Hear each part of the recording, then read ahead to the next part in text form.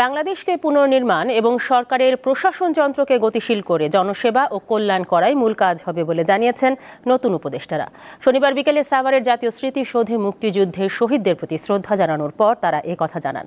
শহীদদের প্রতি সম্মান জানিয়ে কিছু সময় নীরবে দাঁড়িয়ে থাকেন নতুন 4 উপদেষ্টা। পরে পরিদর্শন বইতে স্বাক্ষর করেন তারা। শুক্রবার শপথ গ্রহণের পর আজ দেশের শ্রেষ্ঠ সন্তানদের প্রতি শ্রদ্ধা জানাতে 4 উপদেষ্টা ডক্টর ওয়াহিদুদ্দিন মাহমুদ, আলী ইমাম মজুমদার, ডক্টর মোহাম্মদ ফাউজুল কবির খান ও অবসরপ্রাপ্ত লেফটেন্যান্ট জেনারেল জাহাঙ্গীর আলম চৌধুরী সাভার যান।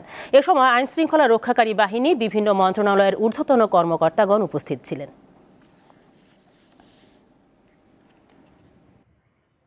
নতুন যুগের সূচনা করেছে কোনো না কোনো আন্দোলন দিয়ে।